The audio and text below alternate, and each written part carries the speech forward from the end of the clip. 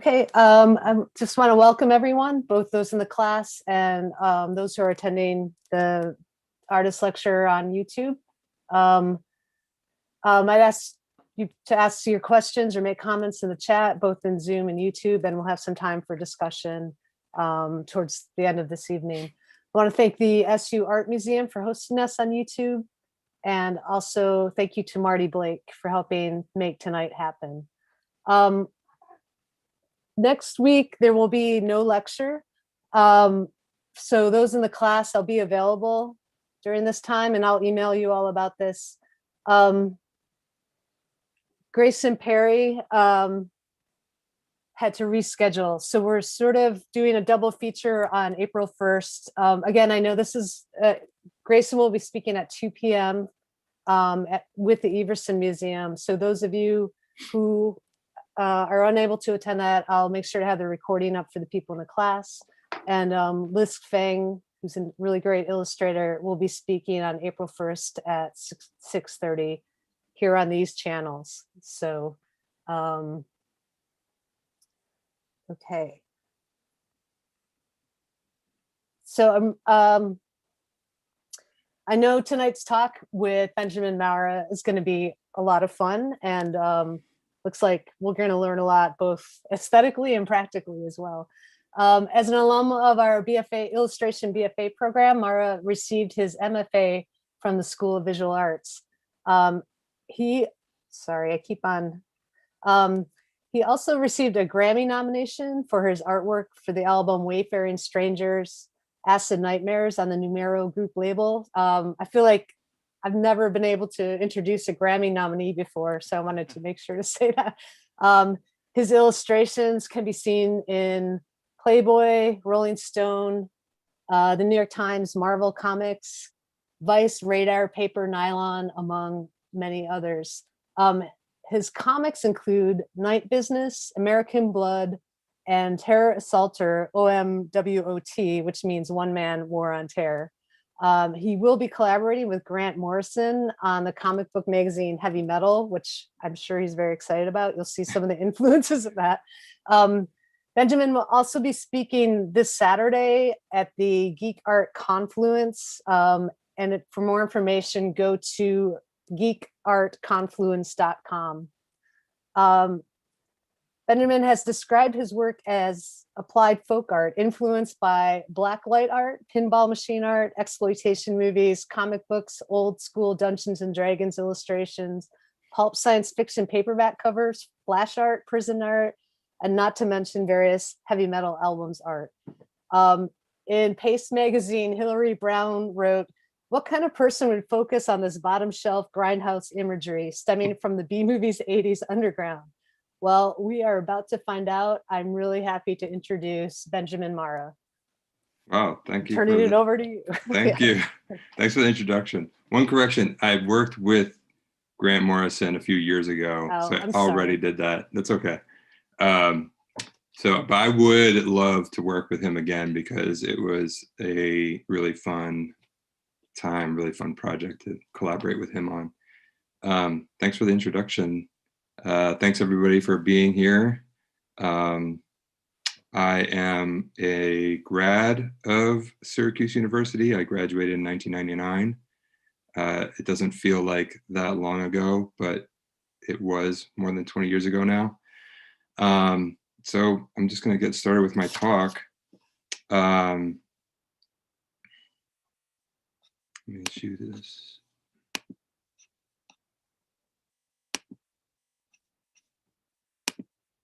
So this is my presentation, Benjamin Marra, make cool stuff, don't stop. This is a self-portrait I did back in 1998 when I was studying in Florence, Italy, with the Syracuse Study Abroad program. And I just got to paint all day long. It was an amazing experience. I just want to give you guys some context for what I was sort of working on when I was in college. But first, I'm trying to distill all of the things that I learned over the course of the last 20 plus years since graduating from Syracuse and becoming an illustrator and comic book artist or cartoonist. So I broke it down and it came up with this phrase: make cool stuff, don't stop. This is basically, I guess, a mantra of mine. And if we break down the words even further, make is our art making process. By the way, I'm going to be using the like you and we and our. So all of us are artists and creators.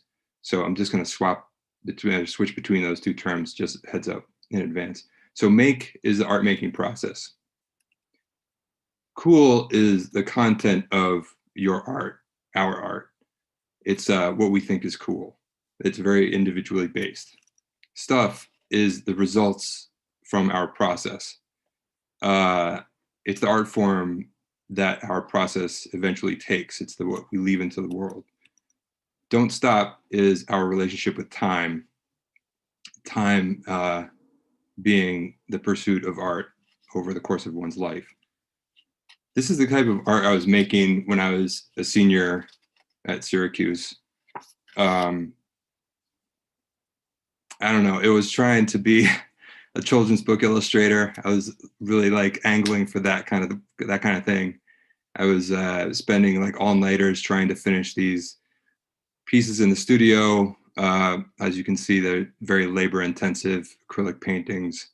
And I thought that this was a surefire way to earn money as an illustrator.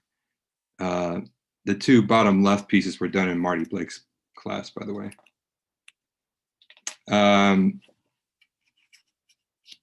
This is the type of work that I was doing when I got out of school, and I couldn't, I kind of hit a wall and I was struggling and I couldn't finish anything. All these are sort of incomplete projects for trying to come up with children's books ideas, and nothing was really working for me. So I knew I needed to like change how I was going to work. I'm going to break down each of these words, drill down on each of them, and then I'm going to talk about my work in between. So make is our process.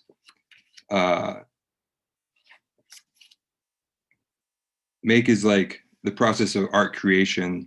It's how you draw, what techniques you use, where you draw, where you paint, whether you use a computer, whether you not use traditional means, whether you work at home or in a studio, it all encapsulates that. And it's through this process that this process is developed through experimentation of different materials, tools, and materials, whatever. It's your technique, and it's where imperfection sort of needs to be embraced. So your tools, pens, paper, iPad, Cintiq, I use like all these things. These have to sort of inspire you to make things. These are part of your process. Everything in your process should support the endeavor to make new stuff. Techniques, methods and ways of working.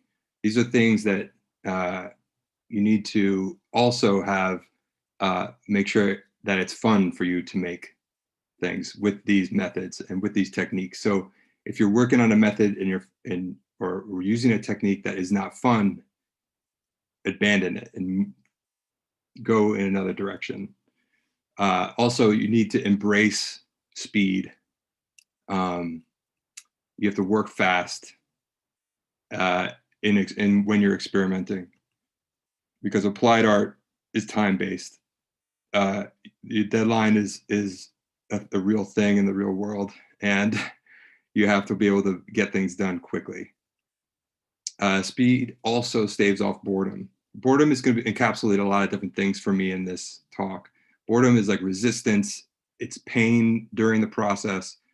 But for me, boredom and disengagement from what I was working on was a real problem. And speed is a way that I was able to deal with it. I like to think about it like this. Like we're a surfer on a wave of creativity, and you're riding that wave toward a deadline, and you're trying to outpace boredom. And I actually just heard Jerry Seinfeld on a podcast use this same analogy for doing stand-up comedy.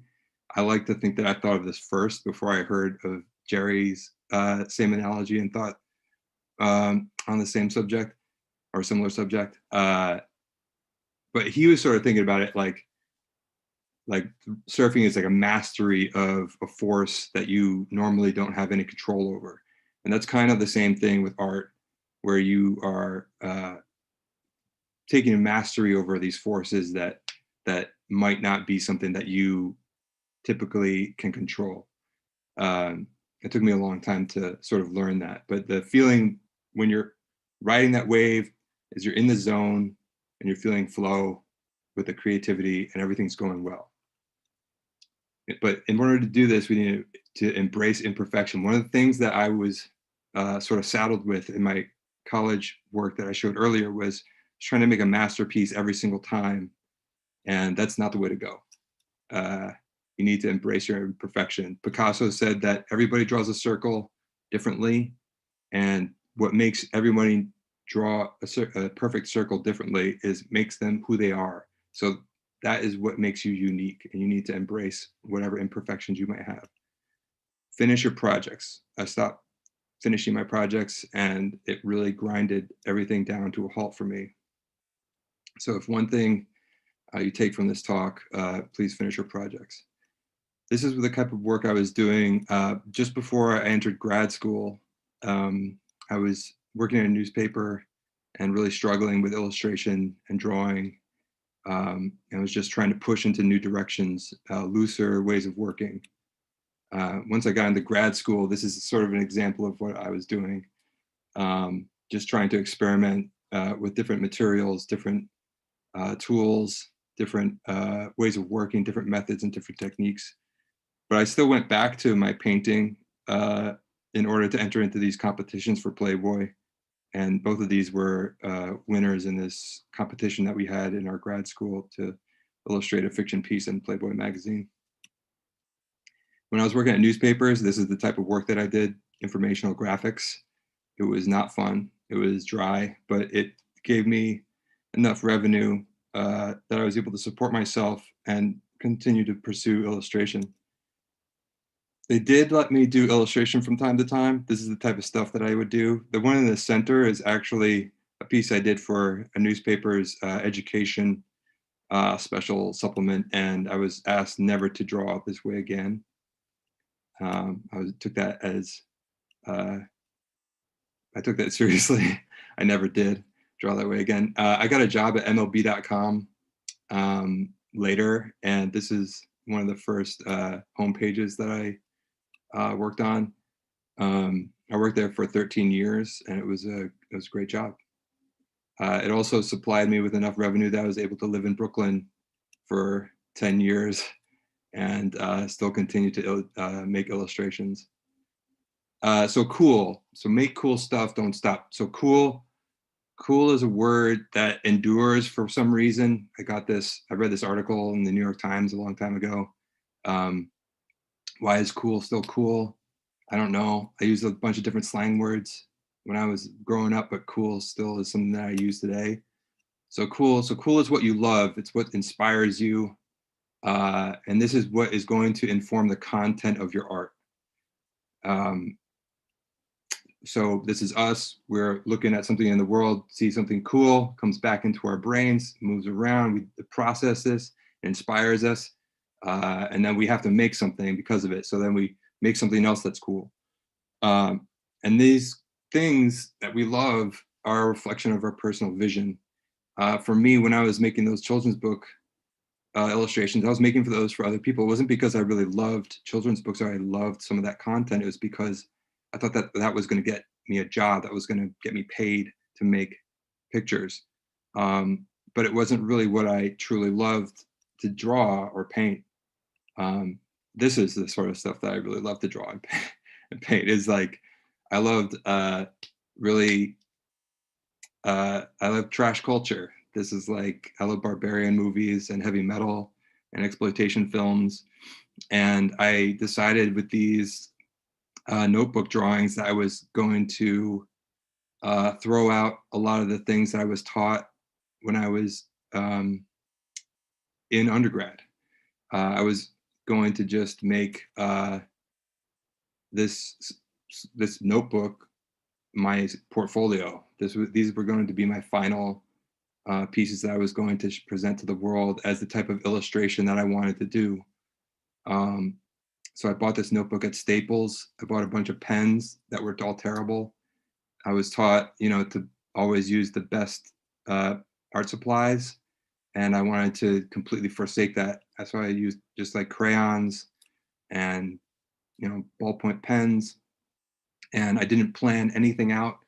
I was taught to do a lot of sketches in order to solve a visual problem. With these, I just started with one particular detail and just grew it out. I didn't pencil anything. I just drew straight to ink, and I just let that be my kind of stream of consciousness. I embraced imperfection, and I just wanted these things to kind of be like doodles that I would draw in my meetings during my time at newspapers. This piece, Zombie Tracy Lords, is based off of Tracy Lords in the John Waters movie Crybaby, along with some Tex Avery wolves in the background, and this got into American Illustration.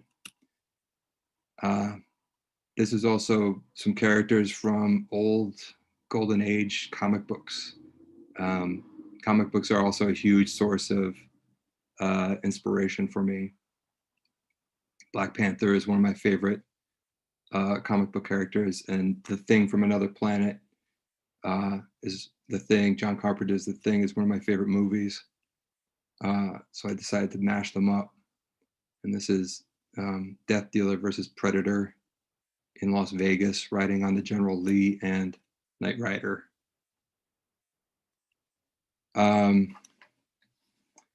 These are also based on some movies that I love: From Beyond, Conquest, and Cobra. I love Stallone movies as well.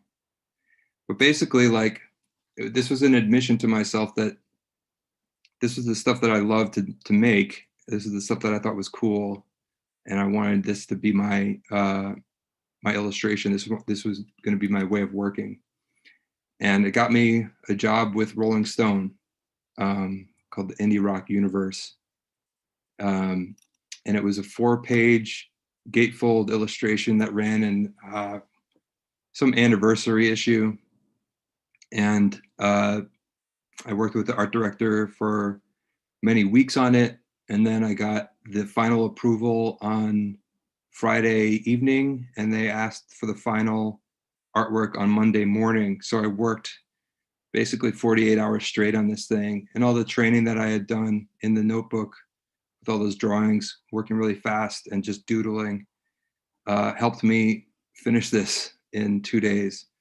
I had to go buy a giant piece of paper that I could draw this all on that would reduce down to 4 pages of Rolling Stone magazine size. So working fast definitely like paid off for me. This was also the subject of a 15-state $100 million lawsuit against R.J. Reynolds Tobacco, because there were tobacco ads that wrapped around this illustration, and they argued that it violated some laws about advertising cigarettes to kids, even though the ads were for a music download site. Anyway, it was a big hassle, and I got wrapped up in it. I had to get a lawyer. It was terrible. These are some details from the piece. I actually don't think that this was like doodly enough. It needed to have a more hand-drawn kind of feel, but whatever. I also got a job with Radar magazine. I was doing this thing, you know, where kind of like this doodle artwork was going to be get me illustration gigs for certain subjects. Stuff. So stuff is the results of your process or our process.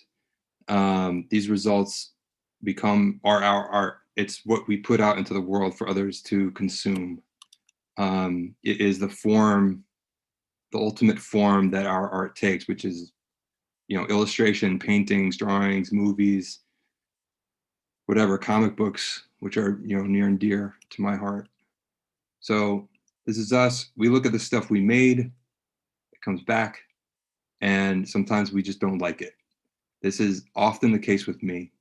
But when you look at your work, it's important to just reflect, evaluate, and analyze it, and see what works, what doesn't work. And that's the only way we can really fully learn from what we've done, is by finishing projects and then reflecting upon them later. You're not supposed to judge or compare your work to what other people are doing. It's very, very difficult to do this. There's a chapter in a book on writing by Anne Lamott, Bird by Bird is the name of the book, and it's called K-Fucked, KFKD. And basically, this is a radio station in your mind that's telling you your work sucks while you work on it. And you need to learn to turn that channel off while you're working, so you can get into the zone, you can get into the creative flow, you can ride that wave to the beach, and outpace boredom and resistance. You also, so if you don't think your stuff sucks, you can't also, you don't think that your stuff is also a masterpiece, because it's not, probably. Masterpieces are made by accident a lot of the time. So your stuff is not necessarily for you anyway. Your stuff is supposed to be something that's cool for others to consume. So it's something, you make something cool, we all make something cool, or we look at something cool for us, then we make something cool. Other people consume it, and then they make more cool stuff, and that's just the way the cycle works. This is my comic book, Night Business. This is the cover for the first issue. This is the first comic I ever made fully. Up until this point, I was never able to write and draw a complete comic. But after a certain point, I was like, I just need to be able to do this. I love comic books so much. I wanted to make one. And I wanted to make a sort of sex and violence thriller, soap opera, urban setting, comic. I was watching a lot of these movies called Giallo, which are 1970s thrillers from Italy. And I was just super inspired by them. And I really wanted to make a comic book version. But, I had tried to make comics in the past and just couldn't finish them. And this, it was like climbing Mount Everest for me to just draw 22 pages. And I eventually did. And I did many issues. I actually ended up doing a 10-chapter graphic novel of it. But once I finished that first comic, it became easier and easier and easier.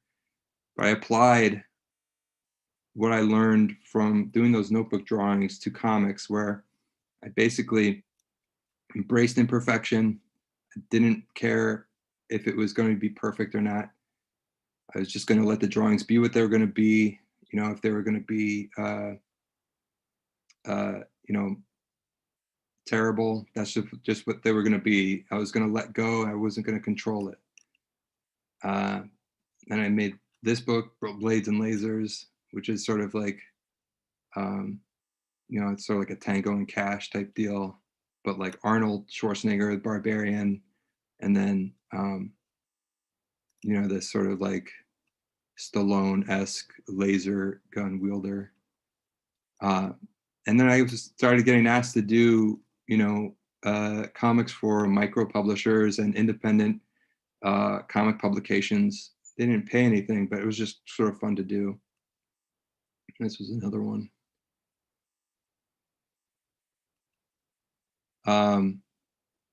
then I was asked, I get asked to do comic book stuff for clients. So this one was for the Bavarian State Opera. It was adapting the Macbeth opera as a comic in order to get kids interested in opera. And then I did work for hire stuff. Like this was a Captain Victory story I did with Joe Casey for Dynamite. I would make fake comic book covers. The one on the right was all digital. It was one of my first sort of experiments in digital art making. And then I got asked to do some variant covers for different comics. And then I came up with this character, which is sort of based on Canon Pictures action movies from the 80s, like Invasion USA, Terror Assaulter, O.M.W.O.T, One Man War on Terror. This is what the interiors kind of look like. Originally, it was published as a risograph book for a small publisher out of Toronto, and then Fantagraphics, and I decided to make it into a complete graphic novel. And these are the books that I've done with Fantagraphics to date. American Blood is a collection of all of my self-published work that isn't Night Business or Terror Assaulter. And sometimes I get asked to do comics for places like the New York Times. The reason why comics are good is because comics can serve as your portfolio out in the world. They can go places that you can't, and they can sort of tell a story and represent your illustration skills because that's exactly what you're doing. You're telling a story. That can be very powerful for people. So don't stop. This is time. Don't stop is time. Don't stop means, or time is a double-edged sword, essentially. Time, over the course of time, you make improvements to your work through finishing things, reflecting and analyzing.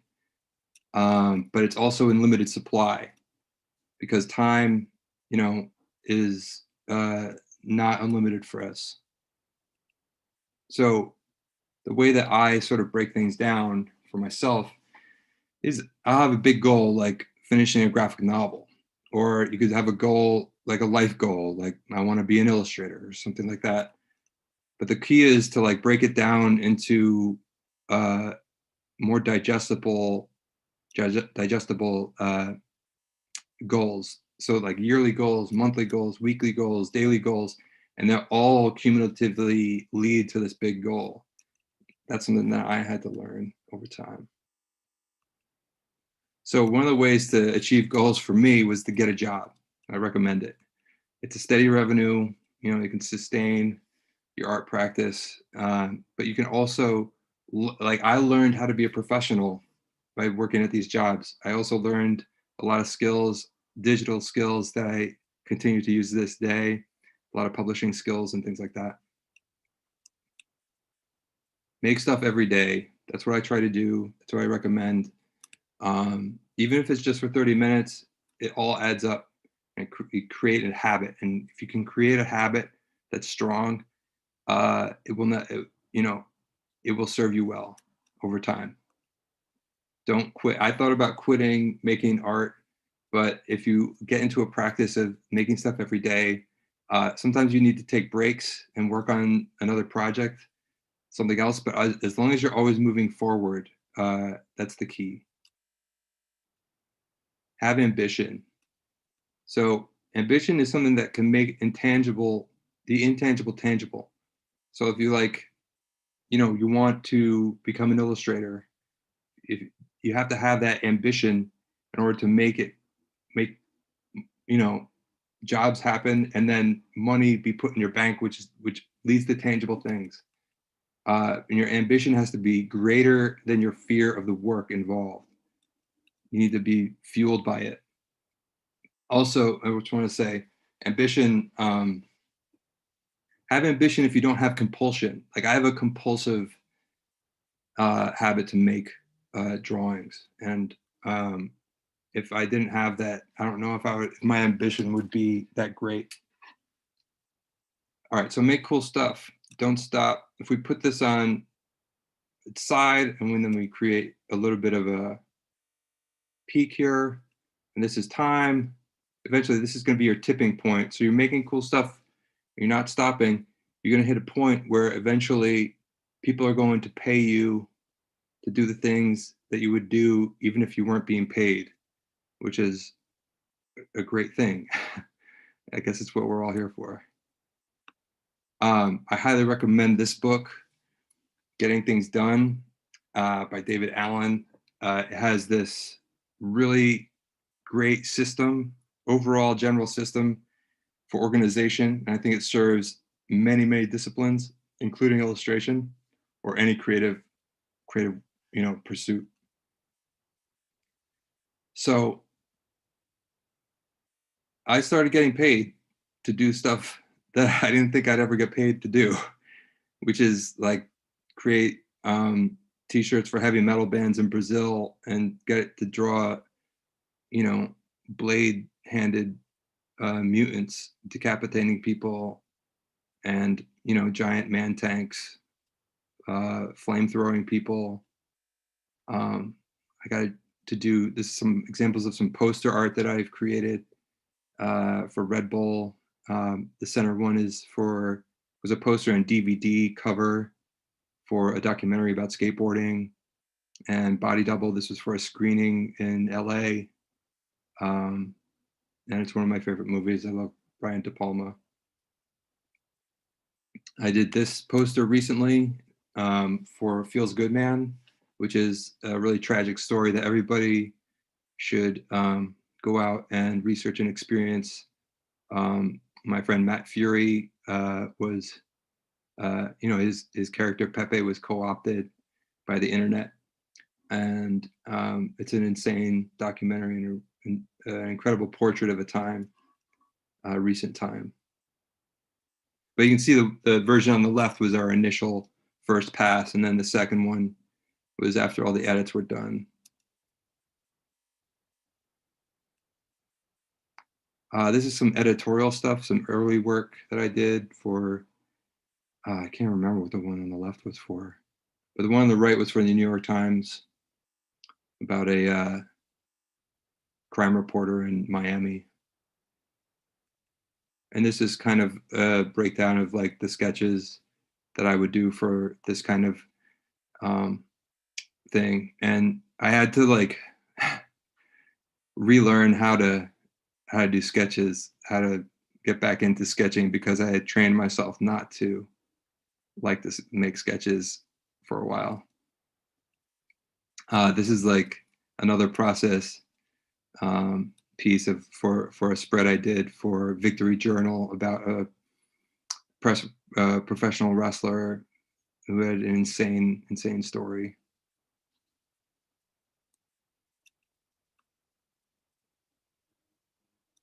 This is like the final sketch that we landed on.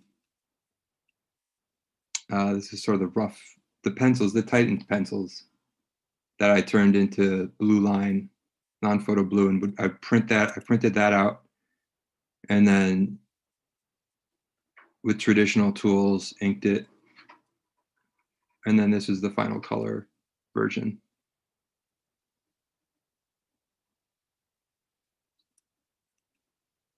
This is a piece I did for Gawker a while ago before it shut down.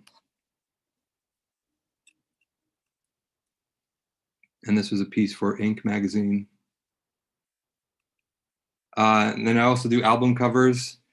I did this for Lil B out of the Bay Area. And his manager came to me out of nowhere and just asked me if I would do these illustrations for his albums, and they were a lot of fun. And this was an album cover for my friend's band, The Naked Heroes. where I took the opportunity to sort of experiment with like doing digital painting.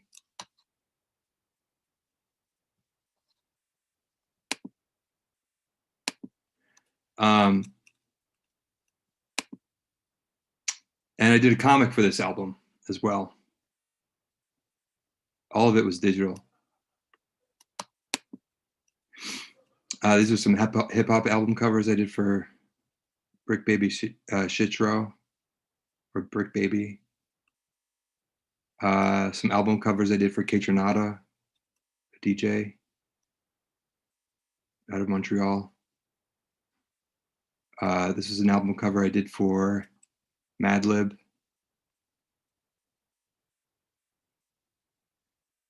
Some album covers I did for Czarface.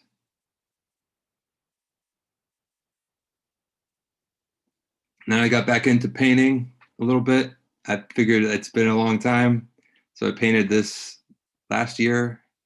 It's an album cover, and the band wasn't paying me a whole lot, so I asked them if they'd let me do a painting, and I was kind of just wanting to try painting again. This was a lot of fun, but I burned myself out on painting again. I did these around the same time for my friend Ho-Che Anderson's novel. These are accompanying illustrations.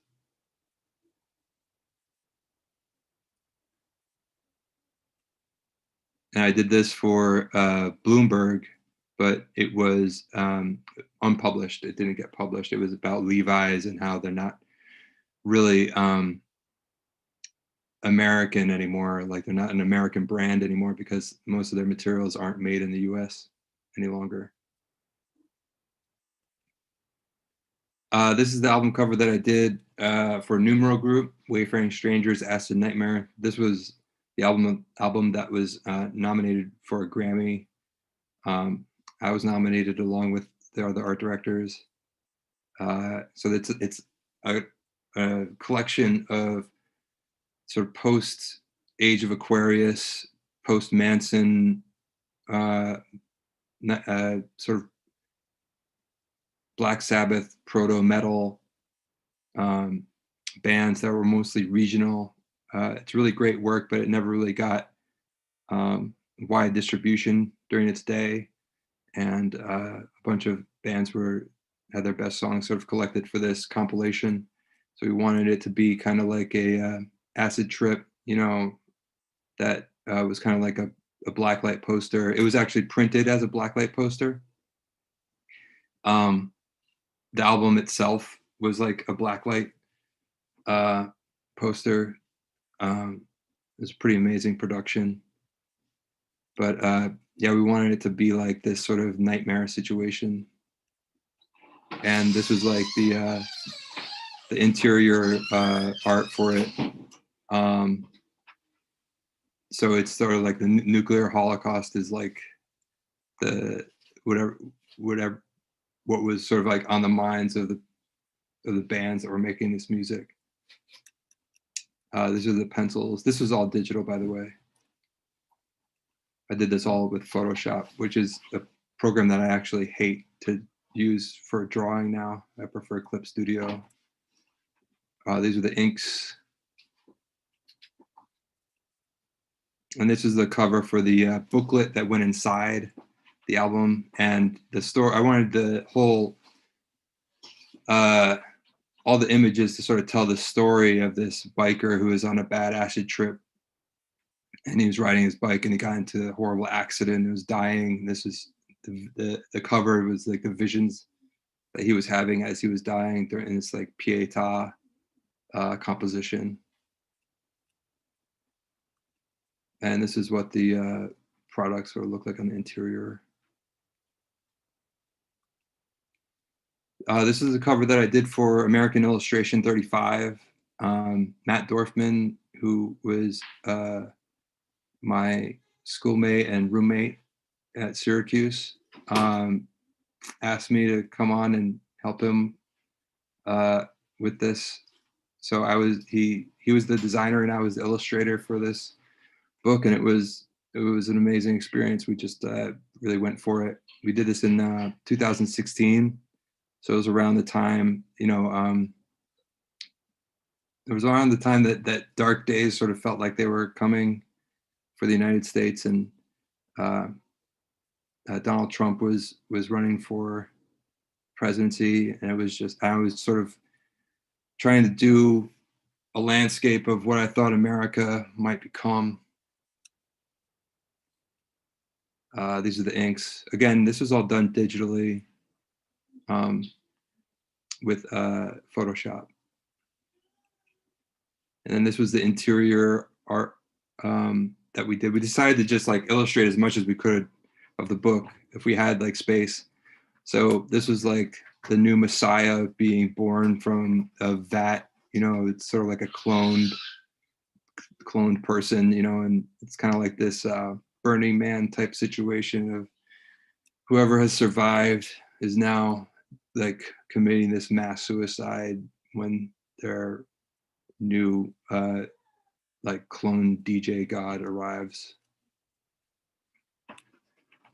This is what the book looks like, and just some photographs, some physical photographs. So make cool stuff, don't stop. That's the phrase. I guess it's kind of like a mantra, and it can be broken down into this equation of process plus love equals results, and divided by time. And so it's kind of like make cool stuff, don't stop is now this equation. But results are the art we make. So it really is, more succinctly, art divided by time. And that gives us a personal visual language. Over time, our art becomes our own personal visual language if we continue to just make stuff. And that is what our style is. Over time, if you develop your process and you're making things that inspire you, and you're inspired by things to make things, you eventually create this art over time and you develop a style, I've realized. So beyond make cool stuff, don't stop, I would leave you with these things. Finish your projects, tell stories, because stories stay in people's minds way more than just an individual image. You can do a series of images or whatever. You don't have to do comics, but if you tell stories, make sure you have narrative-heavy imagery, and develop a process that's like breathing. You want to create a process that has no resistance. So when you sit down and you're making things, you're not feeling like there's any obstacle in your way. And usually those obstacles are presented psychologically or mentally. You want your process to be as easy and as much as like second nature as breathing is. And that's it. That's what I got. Thank you. That was great. Okay, we have a lot of questions. I'm going to start with maybe our first question. Sejanus, well, everyone here is always in critiques, and I think there's an appeal, this, how to get your mind around, like, how do you accept and use mistakes? So Sejanus, how does your philosophy of embracing mistakes coincide with how you process critiques? So critiques, like, like when I was back in school, I mean, the only I don't really get too many critiques other than maybe from art directors, and a lot of the times they're just like, that's good, let's go with that, and then we just proceed. With critiques back in school, or critiques in general, I would just say, like, critiques can be really helpful, because a lot of the times there's things that people are able to see that you're not. Like, there are types of behaviors a lot of the times that we do that we're unconscious of, but then people still will judge us on these unconscious behaviors. And it's kind of like the same thing with art. If you're doing something unconsciously, sometimes it's good to have somebody point out something that you might be doing. So I would say with critiques, encourage others to point out the things that they see, because you might not be able to see them yourself. And it's up to you whether or not you want to use that critique, like you see it as helpful, or maybe you just think that it's not helpful at all. So it's up to you to filter out like what you need to dismiss and what you need to take as like something that you can use. Great, thank you. Let's see, we have a couple questions just more about talking more about your process. Two in particular, like, could you talk about your process for character design, or and maybe related to this is how you develop stories for your comics? I don't know if you want to take that as two questions or if they're related enough for you. Sure. No, yeah, of course. Yeah, It's funny. I taught a class at the School of Visual Arts master's program for visual narrative for 3 years, and it was all about character and character, not just character design, but like the way characters function in stories. But the way that I come up with character designs is I'm pretty lazy. I'm actually pretty lazy about it, to be honest. It's an area I need to improve upon, but I usually just get a vision of what they kind of should look like. And but I've been doing a daily strip on my Instagram, and that character has kind of like morphed over the course of the last year or so, and I kind of knew that would happen. So having an initial vision of the character, and then I don't like to do repetitive drawings just for the sake of doing it, just for like define the character, unless I really like to do drawings that are actually being used for something, like that are used in a comic strip, or that are not just tucked away in my sketchbook to never be seen, just for study. So the comic strip was really helpful because I was able to develop this character's look and design over the course of a year. And I do think repetition with an initial vision of a character and then drawing that character multiple times over the course of a story, over the course of a comic, really helps you find out who that character is visually, and not just visually, but like who they are internally as well. But story-wise, coming up with stories, I usually just get inspired by something that I think is really awesome. Like the daily strip that I'm working on, I was really inspired by this Canadian television show called Degrassi Junior High, which is kind of like a, I mean, it's been around a long time, and I was particularly inspired by the version from the 1980s. And this one character, his teacher in particular, I just kind of was like, what does that guy do after school, you know? And that kind of like launched me into like all of these other kind of possible stories. But of course, like for me, like his story is going to be, you know, like a thriller kind of like thing where he's caught up in all this kind of weird violence and, you know, crazy crisis scenarios. But you know, that's just what I'm kind of interested in. So yeah, it really comes from, it comes from all different places, but I've really come up with stories just based on like the feel of other stories that I read or I see, mostly movies, you know, some prose stuff, but other comics a lot of the time too. But a lot of the time it's like a feeling that I'm trying to capture in a story that I really want to replicate, this feeling that I get from watching other stuff.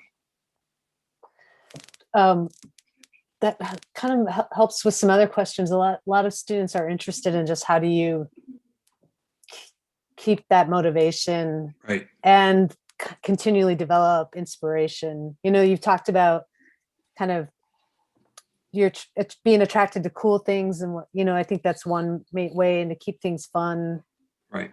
But how do you, on a day-to-day basis or over time, Yeah. How do you keep that going? I mean, you gotta realize that like everything that I just showed you was over the course of, 20 plus years, but I would say it took me about 10 years after I graduated, between when I graduated Syracuse, when I went through grad school, and when I did Night Business, my first issue of Night Business, which was my major breakthrough for how I was going to work from then on.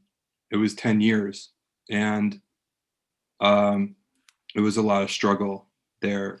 So, it was like, it wasn't until I was about 30 that I was able to finish a comic.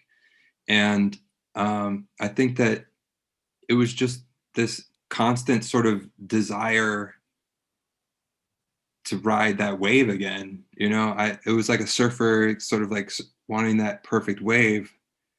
And I just continually kept paddling out to try and find it, and kept, wiping out a bunch.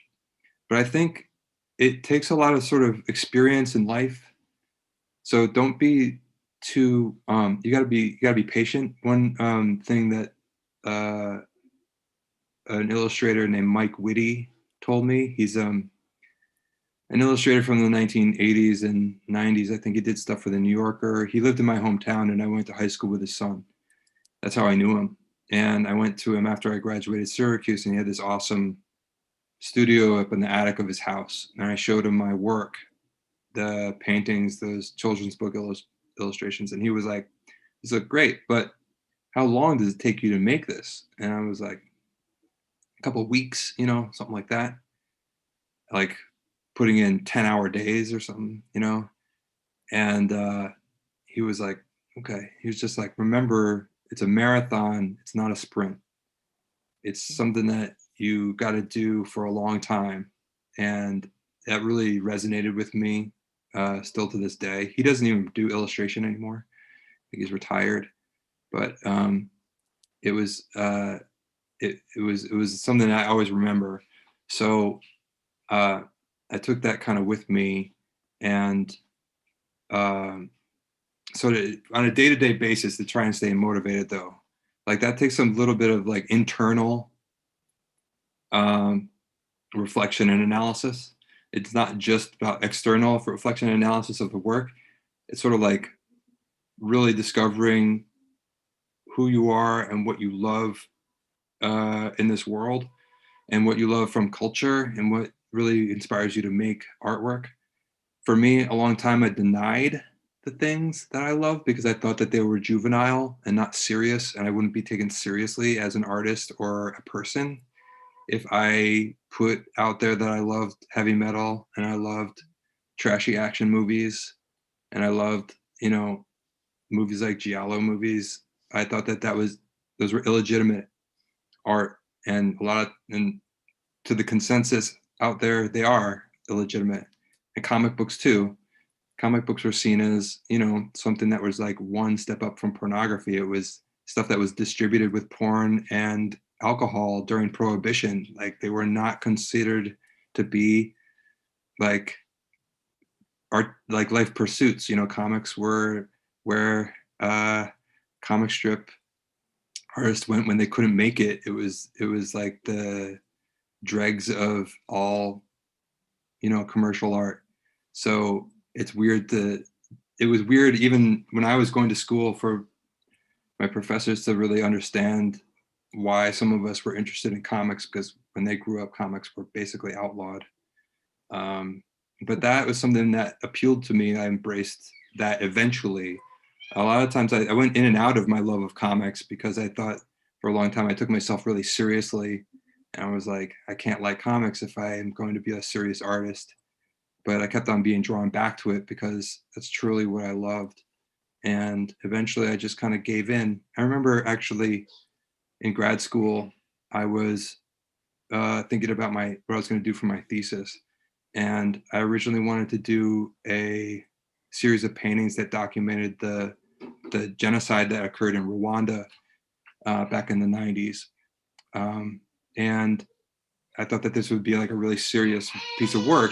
But then I was also on my spare time, I was adapting Edgar Rice Burroughs' A Princess of Mars as a comic just for fun. And my roommate at the time was like, why can't what you do for fun be your thesis? Why can't like adapting this comic, you know, adapting this pulp sci-fi novel into a comic be what you do? And that really kind of blew my mind. Like, yeah, I mean, it doesn't have to be two different, channels. It can be like what you want to do can be the thing that you do. So that was a big awakening. But it takes a long time to develop like your serious interest in things, and because you're developing as a person too. But the key is to like not stop. Is the key is to continue to make things and to continue to self-assess and assess your work, and just make stuff that you want to make, and make stuff that don't be afraid of the sort of things that you think are cool. Things that you think are cool make you who you are. Could you talk a bit more? I mean, I think, sorry, I just lost my train of thought. Sure. Talk a little bit more, because you've really shared kind of a journey, and there were times when you were doing work, maybe it was, for those infographics, right? Like something like that. So maybe it wasn't quite like you in there, but you still had to do that work, and just the importance of, or how do you get through doing that while you're also working on developing your own sense of self and voice? Right. I mean, there's definitely a part of my personality that wants to help like make things. I think that's why like I'm an illustrator and not just a painter.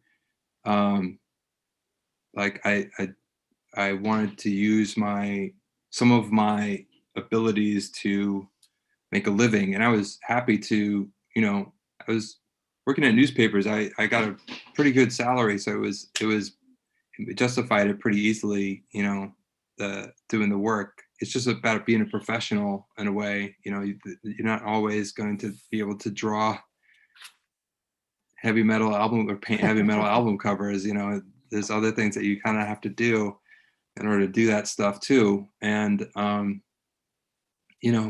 eventually, if you do enough of the stuff that you like, then you'll amass a body of work over time, and then you hit that tipping point, and then people know you for that, and they want to hire you for that. But it takes time to get there, and in order to get there, a lot of times, you got to pay rent, you got to buy groceries, and so you get a job. And the good thing about doing informational graphics was it taught me digital skills. I had no skills going into working at newspapers on the computer. It's much different for you guys now, but we didn't have like any computers that you could generate art on when I was at Syracuse. It was not possible. And it was a little bit of it, but it was definitely not what people were doing. But when I got out of school, that was the professional sphere. That's where things were done digitally. And I was lucky enough to get a break and get hired at a newspaper and do informational graphics. But the cool thing about it was I could do something visual. I could use my skills, but it wasn't going to totally like take away all of my creativity either. So it's kind of good to have something that's a little bit dry, that you're not necessarily like emotionally invested in, because you want to save that fuel for your work, the work that you really want to do. And, so you can compartmentalize it a little bit easier.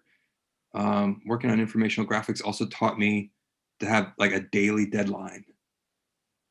Like I would get an assignment in the morning and it had to be done before I left at night, and not just before I left at night, before like the paper was going to be put out. So, and breaking news happens. And so working in newspapers taught me to really like work fast and not be too precious with stuff, which is something that I try to do to this day, not be too precious.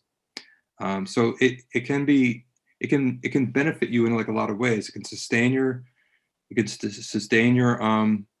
pursuit, your creative pursuit of what you really want to do.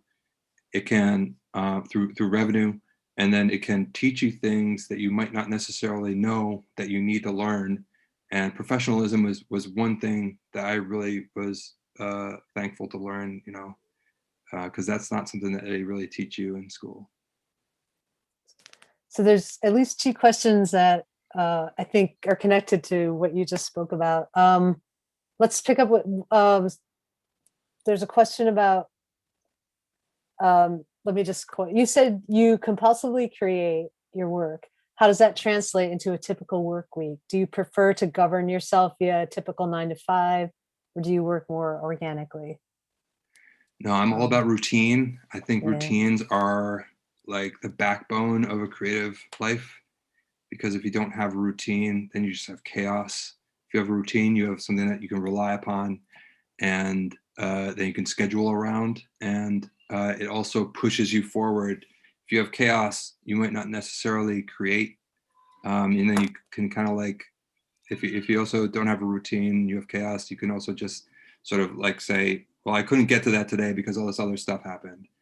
But if you have a routine, you have set times that you're able to work. So for a week, I mean, I've got more projects than I can kind of handle right now at the moment. So I'm juggling many different things. But that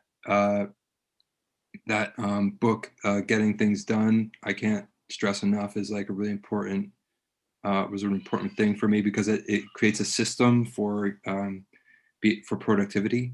And there are certain apps on the phone, on the iPhone, and on for computers. I particularly like this app called Things, which is related to David Allen's method of productivity, where it's about sort of capturing ideas and then distributing them through your schedule. So I look forward to like the times when I can sit down and work on things, and I already know what I sort of am going to be working on before I sit down. So I have a very kind of strict schedule for the week, and usually that's broken down into like the day, and then I've got specific hours that I work usually when my baby's asleep. So, but I've gotten to the habit since I have had a kid, that I go to sleep between 9 and 10, and I usually wake up between 5 and 6 in the morning. I work. I'm trying to do a painting every day. Then, and I do my daily strips sort of when I have to, but that one I do very quickly, so it's pretty easy. And then I do sort of like allotted work times throughout the day, but it's not like really a 9 to 5, because for a while I've just been totally freelance. I did work a 9 to 5 for a really long time, or more like a 10 to 6, or a 5 to 11, like 5 to 1. Like I would work like weird night hours for MLB sometimes. But I think structure and routine is like the key to productivity, and that's how I get things done on a weekly and daily basis. Great. Also, this is going back to your infographics. Marissa asks, do you have any advice on how to switch from working traditionally, like with pencil and paper, to digital, like using an iPad? Yeah, you know what it is? It's really like learning a new language. And the best way to do it is to immerse yourself completely in that space. Like when I started working in newspapers, I had no experience doing digital stuff. And I was thrown into the deep end a little bit, because for 8 hours a day, I had to try and figure out how this new digital program worked. And it was like learning a new language. But when you're speaking that language 8 hours a day, and you're just trying, and you're making mistakes, and you're trying to figure out how to, like, what you want to do, and then figure out on the screen, like how you pull that lever to do it. That's really the only way to learn it. And the same thing happened to me when I went to MLB. Is I'd been working in these sort of drafting programs and InDesign and Quark at the newspapers, and then when I moved to MLB, it was all Photoshop, which I had only like dipped my toe into that pool. And so that was another huge like learning curve for Photoshop. And then you just get really good at it. But I think that the way that you are able to learn it is you have to give yourself an assignment, a project to work on, and you say you're only going to do it digitally. But then you might not have the ability to work on it like 8 hours a day and get paid to do it. So just do it in chunks, like just doing like 10 minutes a day, 15 minutes a day, 20 minutes a day, and try and grow that amount of time. And you'll be surprised at how fast you'll pick it up. But that's really the key, is have a project and then put in the time, really. And that's also when you know, if you have a routine, you can build that into the routine to make sure you do it. And that's one of the things that's how I learned like how to start using like a Wacom tablet or Wacom tablet. Is when I was working at MLB, I asked the tech people to give me one, and on Friday I would devote the entire day to working on that thing and figure it out. And then it only took like a month or 4 Fridays before I would just completely throw away my mouse and was just working on the tablet.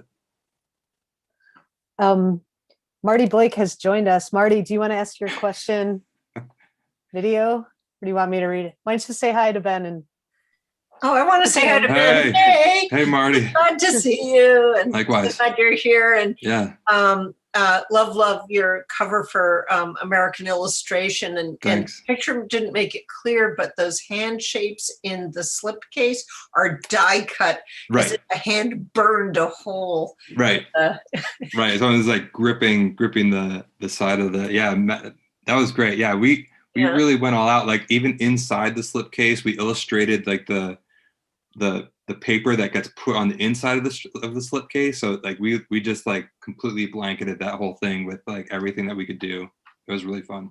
And then what Matt did with the typography, because it looks really elegant and old world, and then it all collapses inside. And we wanted to have that like that tension between like my illustration, like the insanity of that stuff, and this very orderly kind of nice like elegant design. So that's something that strikes me. It's not my question, but I just want to say, like, to anyone who's listening, that strikes me over and over and over again is this idea of relationships and community in the field. And like the art director's not your enemy. It's not a combative relationship. That those friends of yours in school might be your clients, your compadres, your colleagues, and I'm a little older than you, and those dynamics have just been very rewarding through a career. And it's like the extra.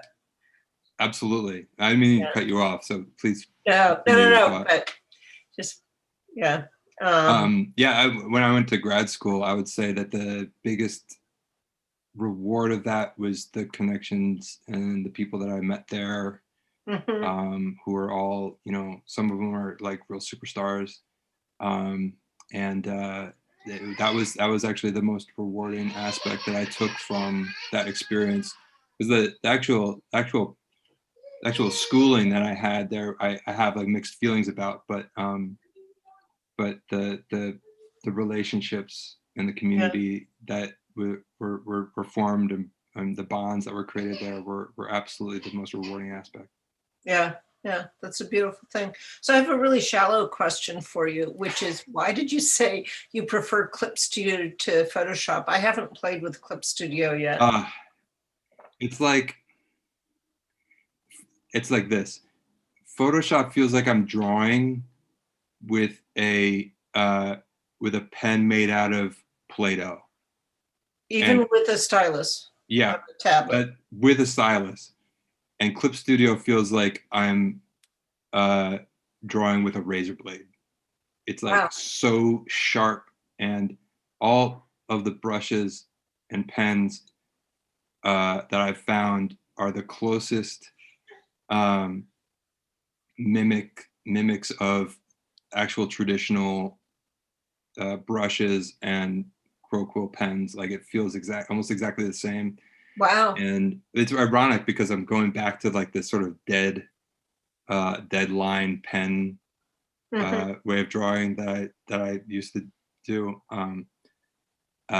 so I don't actually need to have a lot of like this like beautiful kind of arcing line weight, variations.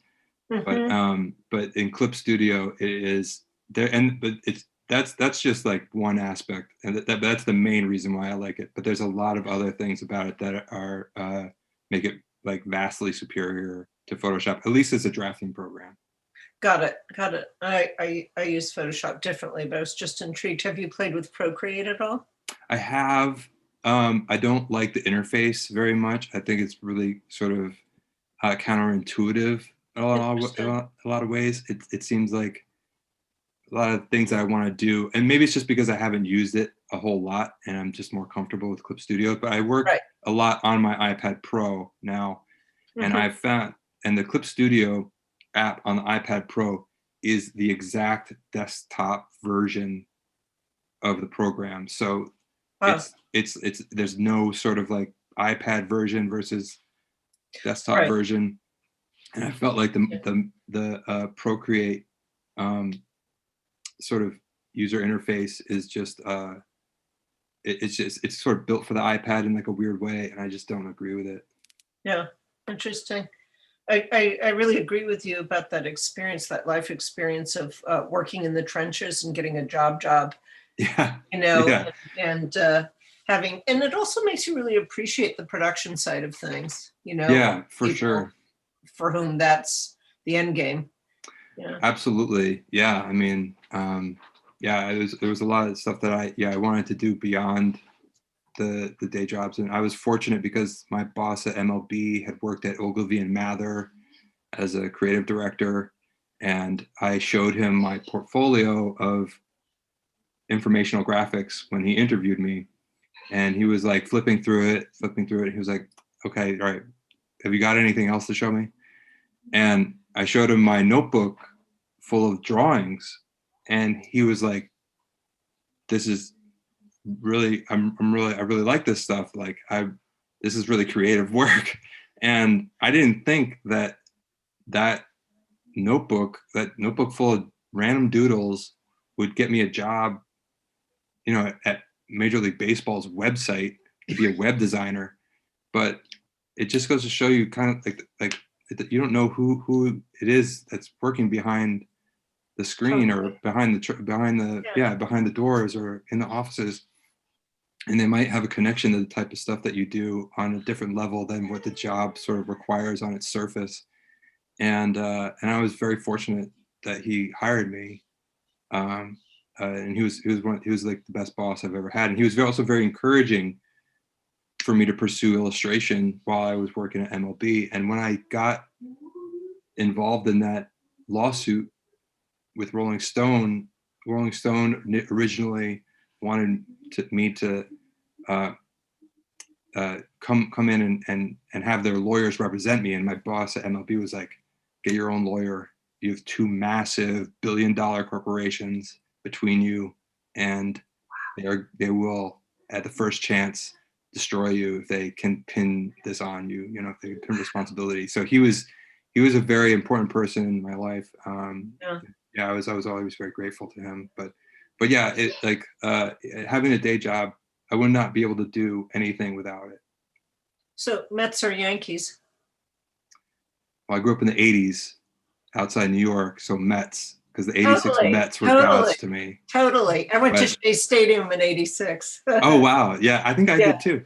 That was a great team. They were a wild bunch. Keith Hernandez all the way.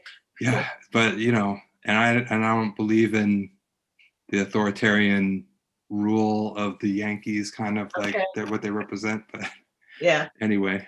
Okay, sideline. A little sideline. I don't know. No, we have a couple more questions. This one's maybe more philosophical, and sure. Two students asked sort of related question. It's about kind of how you think of your work in relation to American culture. So Grace asks, would you consider your work a caricature of American popular culture? And Chloe asks if you think the style of your work contributes to negative actions or feelings found throughout American culture. I think I don't consider it a caricature, and but or a satire really, but it is that way, I think, when I look at it objectively. And when I think about the work I've done, like I'm all my stuff is based in themes of Americana, things that are like a part of the DNA of America. It's ironic because I live in Canada now, but all of my work is really about themes of America and American history. And I don't know if I could. I don't. My stuff has always been pretty dangerous, and like I think that I do. I'm attracted to like things that are they're not very beautiful about America. I hope that it's not contributing to negative cultural aspects of America. But I can't control it at the same time. You know, once you put things out into the world, it's going to live its own life. And even when you're working on it, some things are just going to be what they are, and you're not going to be able to control them. Like there's sort of like a sphere of influence that we have around ourselves, then it's sort of like arm's length. But once you're sort of creating things that move beyond that sphere, and then they are sort of the property of the world. So, and it's sort of like, I know, like that documentary that was made about Matt Fury and Pepe the Frog, Feels Good Man, is a really amazing portrait of that sort of thing happening to somebody. I think it's the most extreme example that I can think of. But basically, he had a character that he created completely innocently, and it got co-opted by really evil forces on the internet. And he's no longer in control of it anymore, no matter how hard he tries. But you know, when I create stuff, I'm just creating stuff that I think is going to be really something that's like really engaging to my senses, and something that I'm really I think is unsafe, or something that I think is going to like challenge my own sort of perceptions of the world and the way I see things. And then and then it's really up to other people, to the other people out in the world, to sort of do with them what they will. I'm going to give you maybe a more fun question after that one. So, Rochelle, would you say you're living the dream life your undergrad self wish you had? Are you living the dream life you wish you had? You know, it's funny. I think that I am, but I think that I shot for something that was pretty achievable. Like I wanted to be making comics for a place like Fantagraphics, and I wanted to be doing illustration on the side for that. And I'm basically doing that, but I think you always kind of want more, you know? And so there's always sort of things that I think about, you know. I think it's healthy to want to be proactive and be progressive with your position and station, and constantly trying to improve it. So I've been working with like some movie producers and trying to move into like movie development and sort of enter that arena. So that's exciting. And then like fine art wise, I mean, I'd love to do more art that's just like self-generated, because I don't have any problem or lack of ideas. I don't need an assignment to come up with like an idea to make an image or a comic or something like that. So I think trying to move into the place where like I'm developing more of my own ideas that I own, and develop intellectual property that I'm in control of, is the next sort of phase. But yeah, I'm definitely in the place where I wanted to be as a undergrad. And yeah, it took about 20 years to get there. Some people, it happens to them like, you know, within a year of graduating, but I took a little bit of a long road. So, well, thank you so much. Tonight was really great. And you were both sharing your work and just, I think, a lot of good ideas for just how to be a creative person in the world. So Cool. and thanks everyone for your questions. They were really good. I'm sorry we didn't get to everything, but I hope we covered enough territory for you. So thank you. And again, Benjamin, you're speaking at 11 on Saturday Right. at the Geek Art Confluence. And if you go to geekartconfluence.com, you can get all the information there. So thank you again. So, of course, thanks. That was my pleasure. Yeah, thank you. If anybody has any further questions, if you want to reach out to me on my social media or anything like that, feel free, because I don't have any problem talking about this stuff, especially like art and process and comics and whatever. So I did the same for like I did the same to other illustrators that when I was in school. So feel free to do the same for me with me. Great. Very Thank cool. you. See you Saturday. Yeah. All right. Sounds good. Thanks, Bye. everyone. Now I can hear your baby. I know. Sorry. Yeah. Poor guy. Sorry. Yeah. It's past his bedtime, I think. Yeah. So I just didn't want to, but that was really great. So All right, let me cool. stop the